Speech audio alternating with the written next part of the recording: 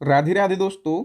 जनगणना 2011 static GK का अति महत्वपूर्ण टॉपिक है। अगर आप किसी भी एग्जाम की तैयारी कर रहे हो तो डन मानो इस टॉपिक से 2 से 3 क्वेश्चन पूछे ही जाते हैं। तो दोस्तों आज के इस वीडियो में हम जनगणना 2011 से जितने भी महत्वपूर्ण क्वेश्चन बन सकते हैं उन सभी क्वेश्चन को बिल्कुल डिटेल में और आसान भाषा में डिस्कस करेंगे।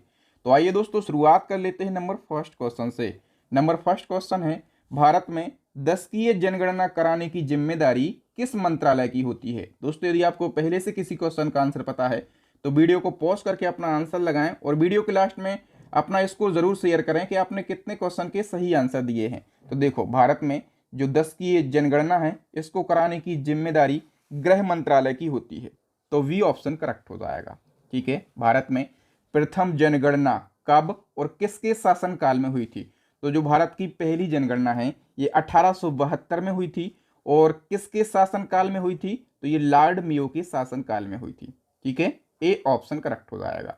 हम थोड़ी सी डिटेल जान लेते हैं। तो भारत में जो प्रथम जनगणना है 1872 में लॉर्ड मेयो के शासनकाल में हुई थी और भारत की जो प्रथम नियमित जनगणना है यानी कि रेगुलर सेंसस है ये 1881 में और लॉर्ड रिपन के शासनकाल में हुई थी। तो 4 फैक्ट हमें यहाँ से पता चले। भारत की पहली जनगणना 1872 में किसके कार्यकाल में, लॉर्ड रिपन के कार्यकाल में। पहली नियमित जनगणना 1881 में किसके शासनकाल में, तो लॉर्ड रिपन के शासनकाल में। ठीक है, ये 4 फैक्ट आपको याद रखना है, चारों एग्जाम में पूछे जाते हैं।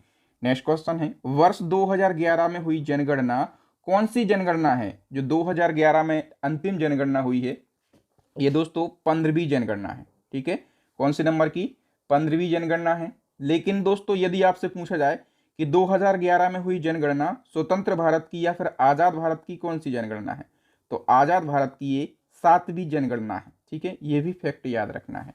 नेक्स्ट क्वेश्चन है, वर्ष 2011 की जनगणना के समय जनगणना आयुक्त कौन थे। 2011 में जब जनगणना हुई थी उस समय जनगणना आयुक्त थे सी चंद्रमौली।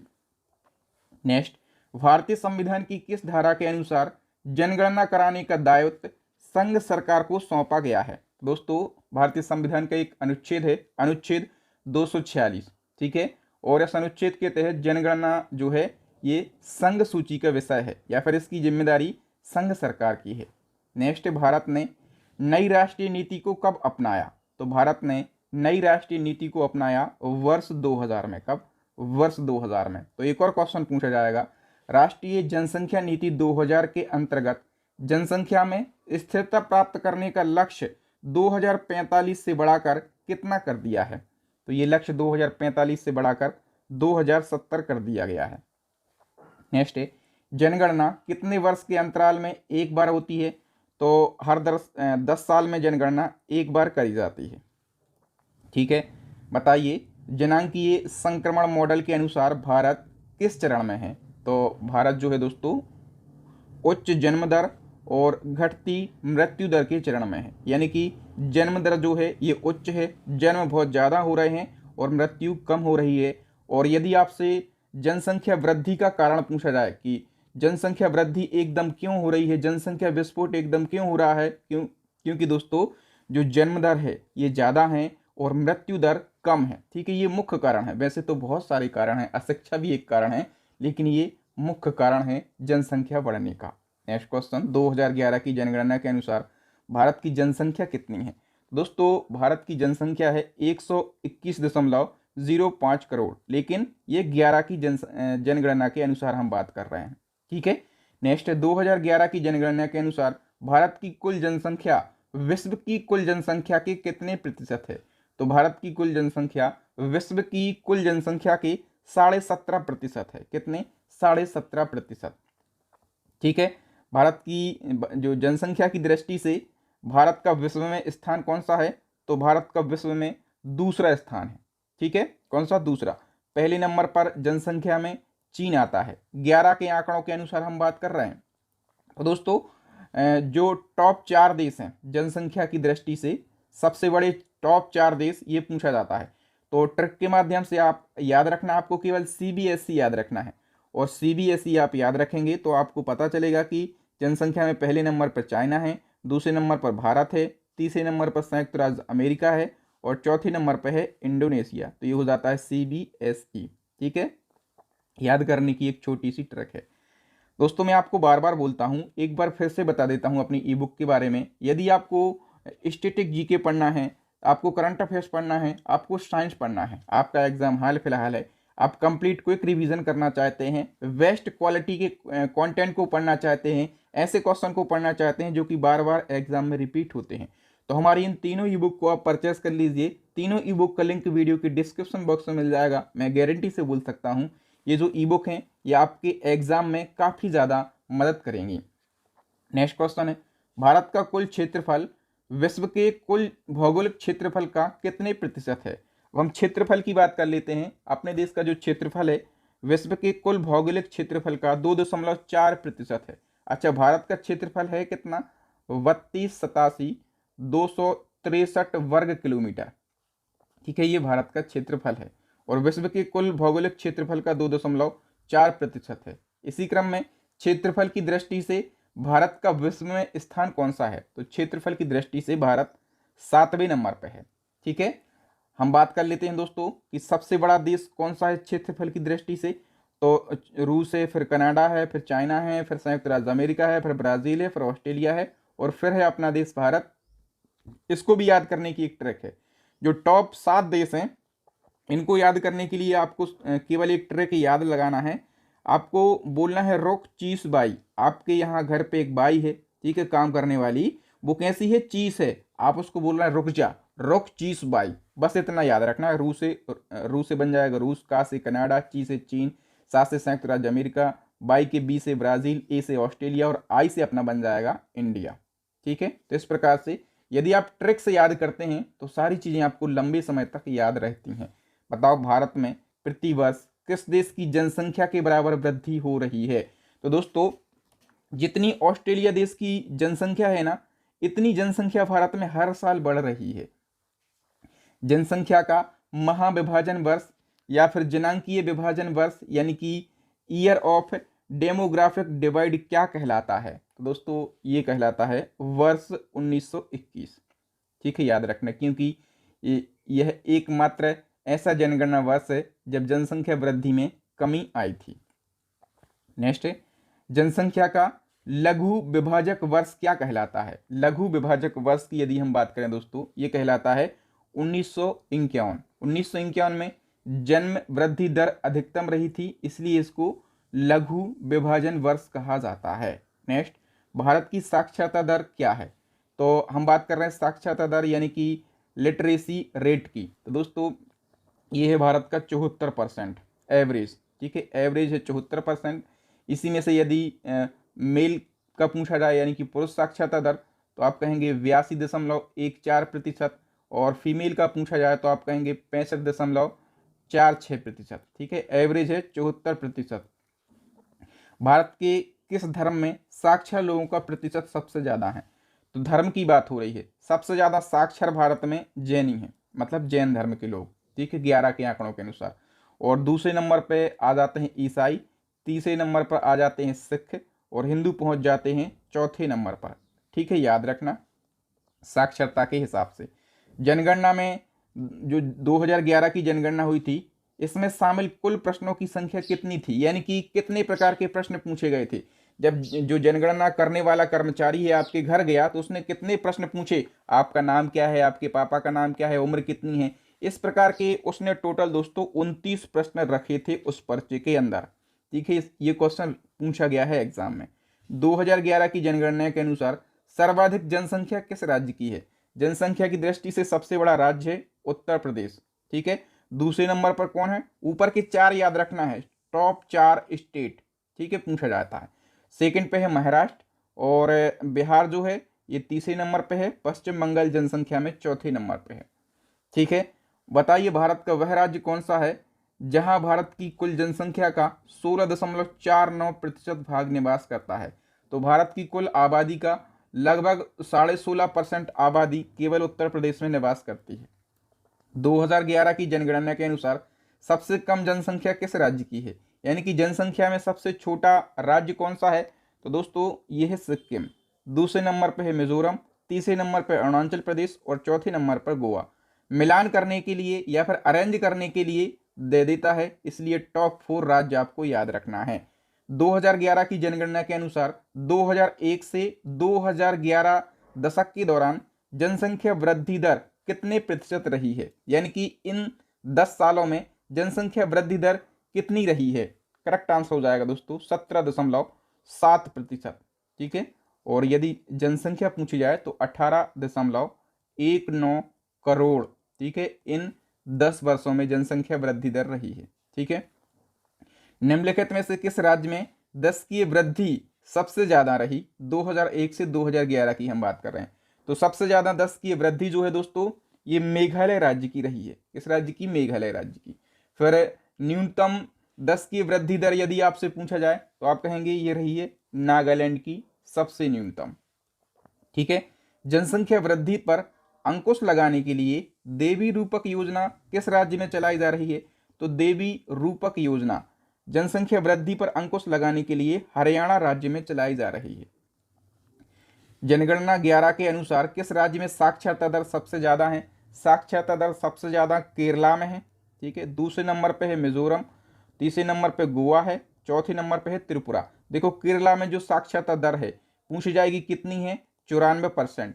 मिजोरम में 91%, गोवा में लगभग 88%। ठीक है, और त्रिपुरा में लगभग 87%। ओके, 11 की जनगणना के अनुसार किस राज्य की साक्षरता दर सबसे कम है? तो लिटरेसी रेट सबसे कम कहाँ की है? बिहार की है, केवल 61%, 61.8% है ये, है ना। दूसरे नंबर पर अरुणाचल प्रदेश है, तीसरे नंबर पर राजस्थान है और चौथे नंबर पर है झारखंड। 11 की जनगणना के अनुसार सबसे ज्यादा महिला साक्षरता दर किस राज्य में है? तो सबसे ज्यादा महिला साक्षरता दर केरला में है। ठीक है, देखो केरला में यदि महिला साक्षरता पूछी जाए सबसे ज्यादा है, पुरुष साक्षरता दर पूछी जाए सबसे ज्यादा है, और साक्षरता दर एवरेज पूछा जाए तो ये भी केरला में सबसे ज्यादा देखने के लिए मिलेगा।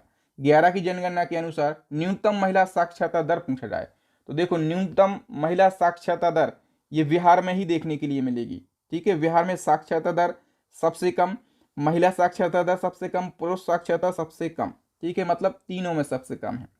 जन घनत्व क्या है, या फिर जन घनत्व जो होता है पॉपुलेशन डेंसिटी, ये क्या दर्शाता है, क्या संदर्भित करता है? तो देखो दोस्तों जो जनसंख्या घनत्व है प्रति वर्ग किलोमीटर में व्यक्तियों की संख्या, जैसे मान के चलो कि ये एक वर्ग किलोमीटर है। ठीक है, तो प्रति वर्ग किलोमीटर में कितने व्यक्ति निवास करते हैं ये दर्शाता है पॉपुलेशन डेंसिटी या फिर जनसंख्या घनत्व। तो इसी क्रम में बताओ कि 2011 की जनगणना के अनुसार भारत का जनसंख्या घनत्व कितना है?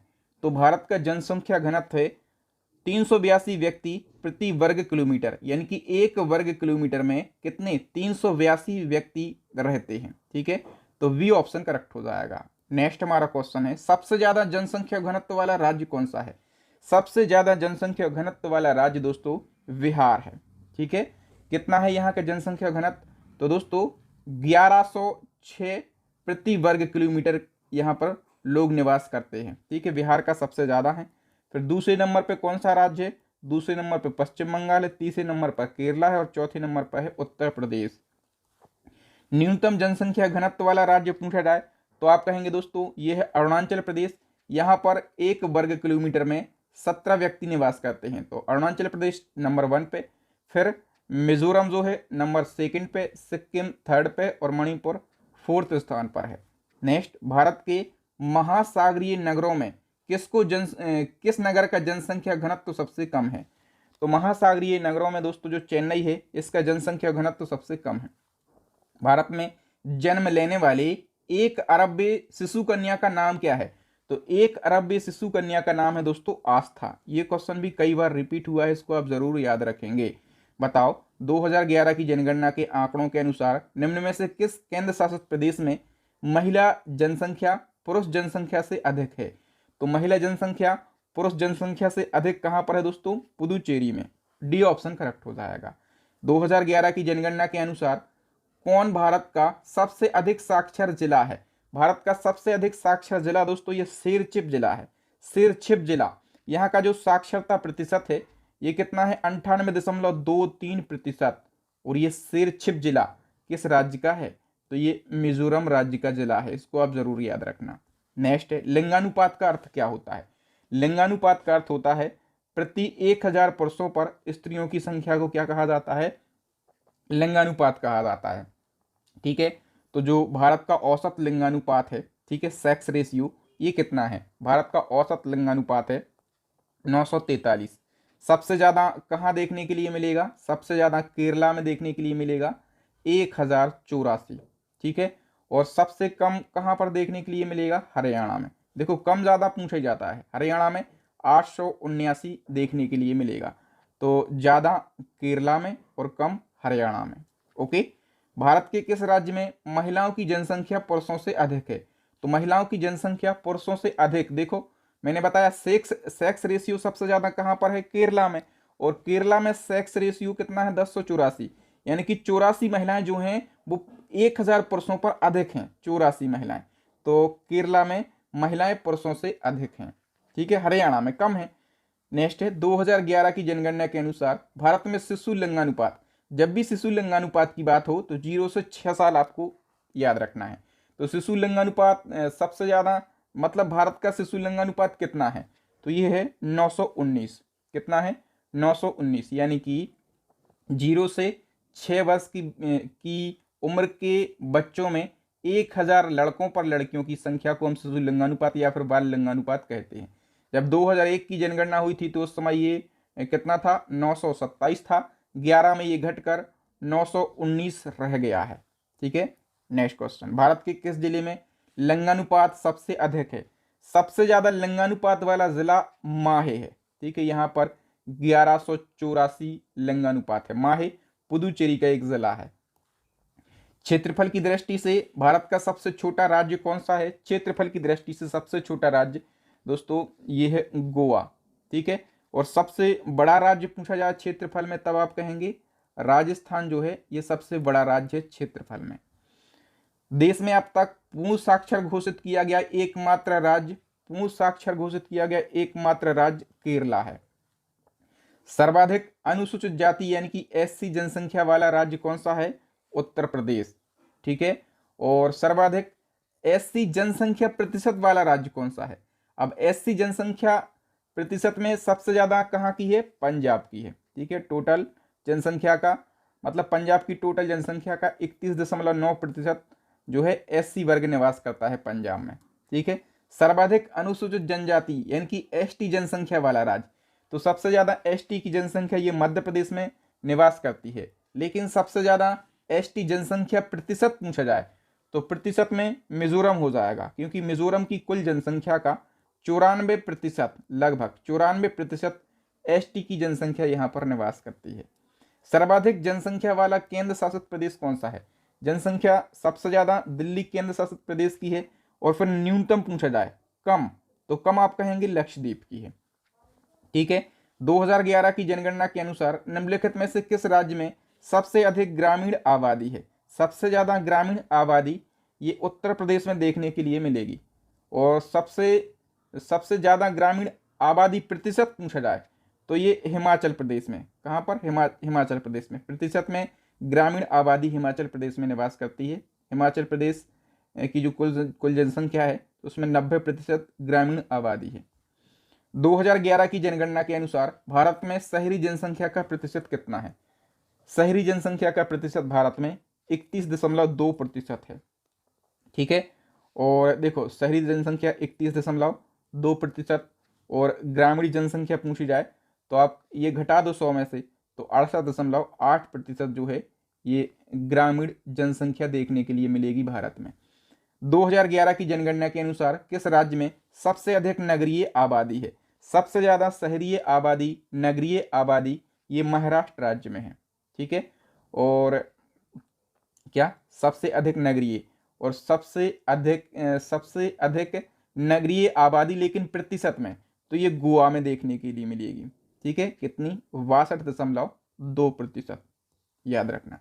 नेक्स्ट है 2011 की जनगणना के अनुसार 10 लाख से अधिक जनसंख्या वाले नगरों की संख्या कितनी है, यानी कि मिलियन प्लस जनसंख्या वाले नगर भारत में है 53। सी ऑप्शन सही हो जाएगा। मेट्रोपॉलिटन नगर की जनसंख्या कितनी होती है, तो या फिर मेट्रोपॉलिटन सिटी क्या कहलाती हैं? तो देखो दोस्तों, ऐसी सिटी या फिर ऐसे शहर जिनकी जनसंख्या 10 लाख से अधिक हो वो मेट्रोपॉलिटन नगर कहलाते हैं। इसी क्रम में एक और शब्द होता है मेगा लोपोलिस नगर। ये क्या होते हैं? जिनकी जनसंख्या 50 लाख से अधिक होती है। ठीक है, ये क्वेश्चन एग्जाम में पूछे जाते हैं। निम्नलिखित में से कौन सा भारत का सर्वाधिक नगरीकरण वाला राज्य है?